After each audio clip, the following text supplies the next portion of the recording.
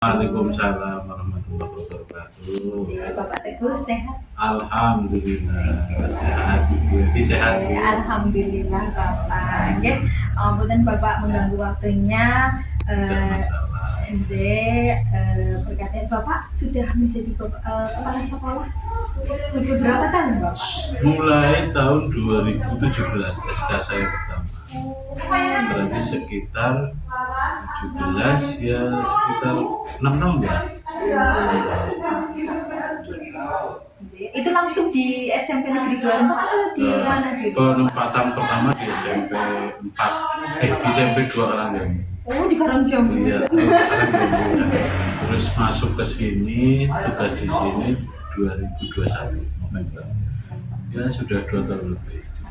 Nah, dari 6 tahun ini Bapak kan pastinya Bapak dalam mengambil sebuah keputusan gitu kan, ada hal yang memang harus diprioritaskan. Nah, bagaimana sih Bapak ketika mengidentifikasi kasus-kasus yang merupakan apakah ini dilema etika atau mungkin ujaran moral Bapak? Sulit banget ya. Jadi memang mengambil sebuah keputusan bagi seorang kepala sekolah yang memang diberi tugas, salah satunya adalah selaku manajer atau pengelola, itu memang memerlukan pertimbangan yang matang. Satu, tentu pertimbangan hukum yang berlaku, peraturan perundangan yang berlaku.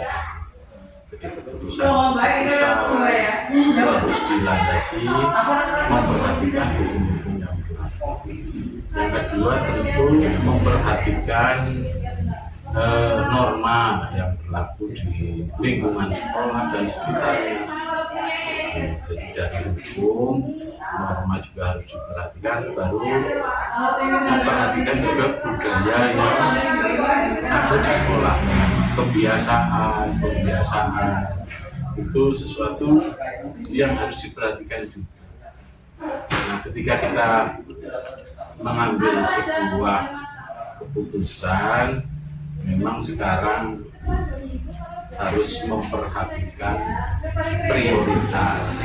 Jadi tentu dalam menentukan kebijakan atau keputusan kita sudah mendasari pada perencanaan diperhatikan, lalu nanti keputusan diambil dengan memperhatikan hal-hal itu.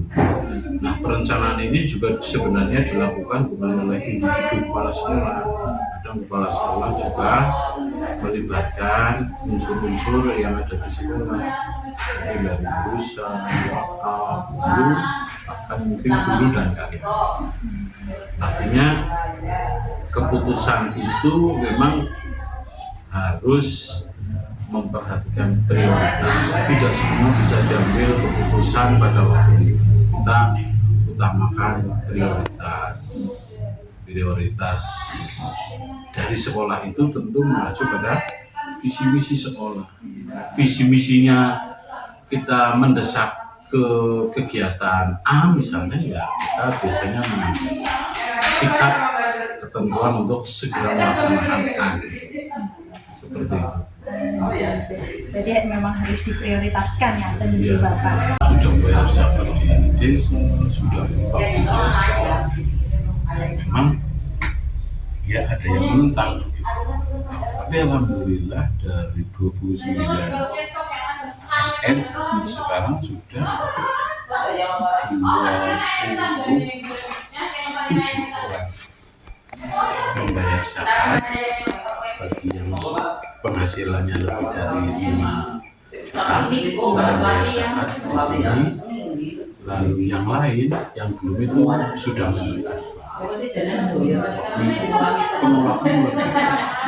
Tinggal 2 orang yang muda, biarkan aja, suatu saat kan mereka akan, saya yakin akan mengikuti.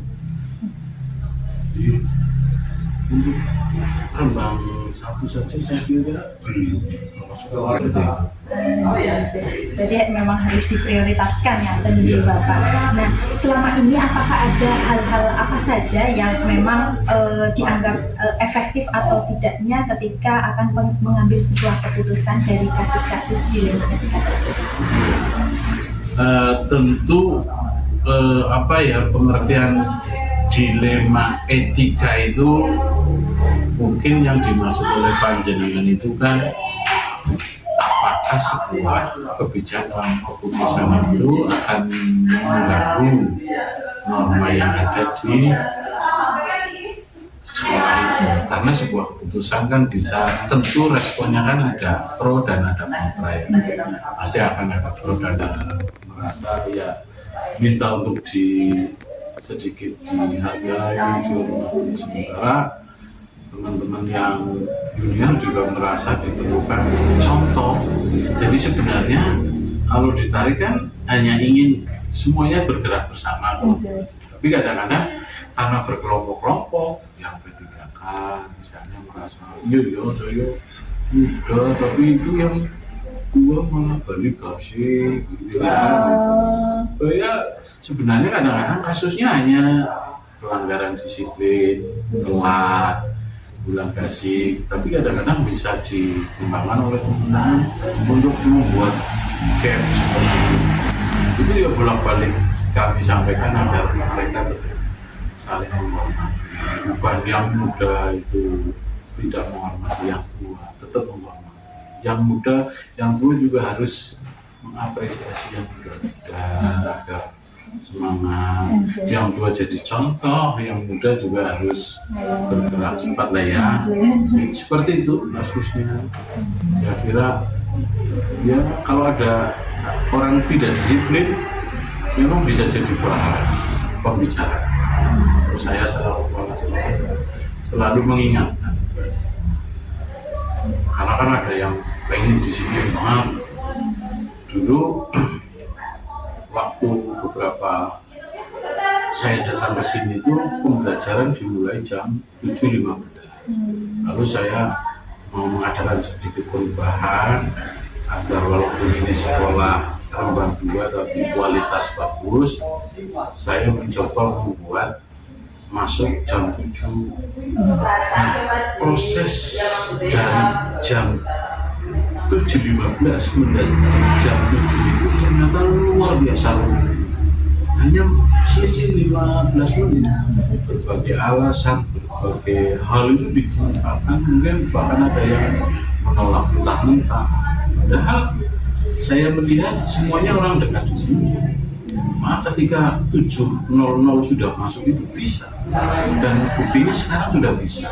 Jadi dulu pintu gerbang nggak pernah ditutup. Sekarang jam 7 siswa sudah masuk semua, guru sudah masuk semua, tutup.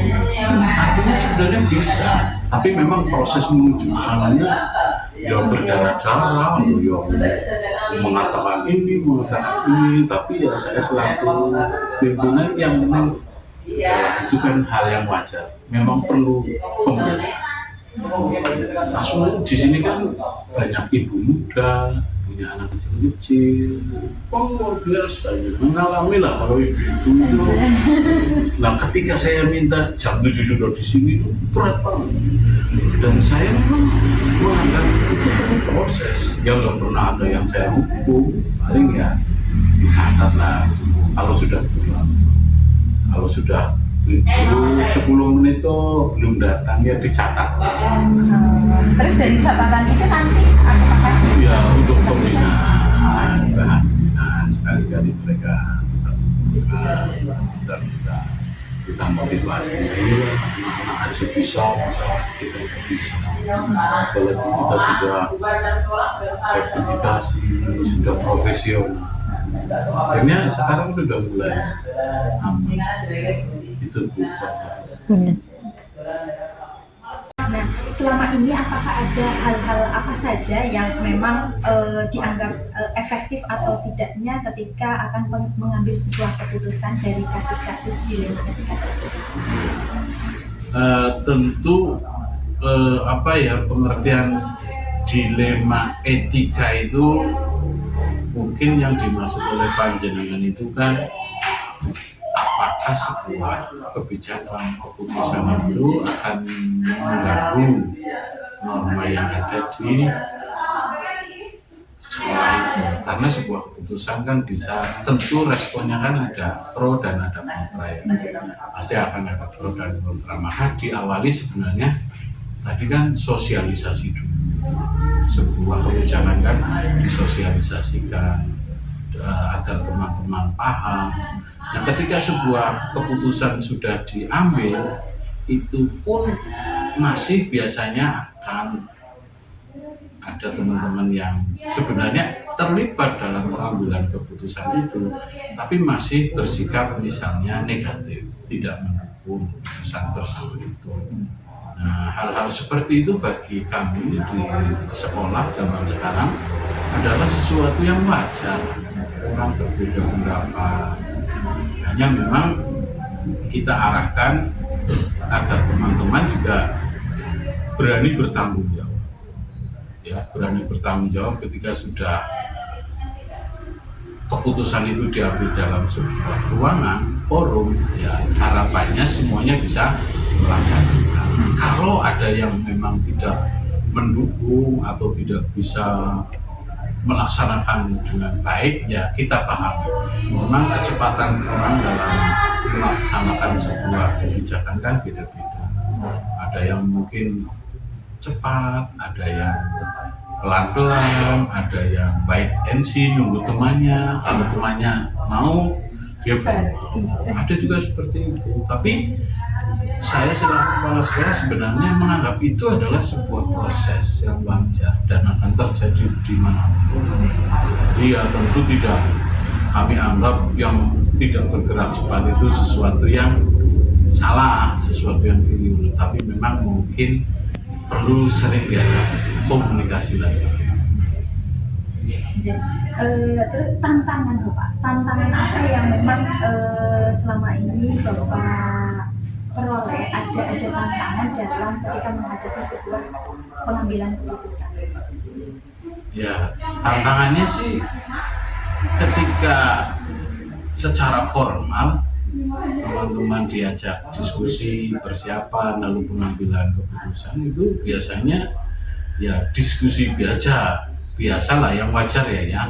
Kalau ini argumennya ini argumennya ini. Tapi kalau saya selaku yang penting semuanya masih dalam rangka melaksanakan kinerja masing-masing, ya itu nggak masalah. Cuman memang dimanapun, di kelompok manapun, di instansi manapun kan biasanya ada beberapa teman yang ya mungkin pandangannya itu sedikit negatif lah ya. Artinya tidak mungkin lah semuanya kok akan bersatu dengan dia. Tantangannya ya kadang-kadang kita menghadapi teman-teman yang sedikit menghambat. Artinya ketika di forum mantuk-mantuk mau, tapi ketika di luar dia biasanya ada yang ya males seperti saya sampaikan tadi, enggan atau pelan atau tidak. Dan itu saya beberapa sekolah, karena saya juga pernah menjadi guru ya, artinya hal-hal seperti itu dimanapun ada, termasuk di tempatnya Bu Evi juga mungkin ada. Dan itu malah sebenarnya kalau dikelola dengan baik, konflik-konflik itu di manajerial dengan baik, malah mungkin akan menjadi sebuah kelebihan. Karena yang pro mungkin ketika ada yang mengkritik, itu pekerjaan orang-orang yang ini ketika akan dikritik akan lebih cepat, lebih semangat kan ketika ada yang mengkritik. Tapi ketika semuanya diam aja mungkin malah kurang efektif. Jadi untuk mempercepat justru kalau kita manfaatkan justru bisa mempercepat program atau keputusan. Terima kasih Bapak atas jawabannya. Kemudian ketika Bapak akan mengambil sebuah keputusan, apakah dijadwalkan atau bagaimana seperti itu Bapak? Ya biasanya begini, kalau di awal tahun pelajaran sih memang keputusan penting sekolah ini kan sudah direncanakan di dalam perencanaan tahunan, perencanaan kurikulum, penilaian dan semuanya itu kan sesuatu yang memang sudah terpola ya. Tapi memang keputusan misalnya kegiatan-kegiatan tertentu, keputusan yang menyertai kegiatan-kegiatan yang sudah terjadwalkan kan biasanya memang tahap demi tahap.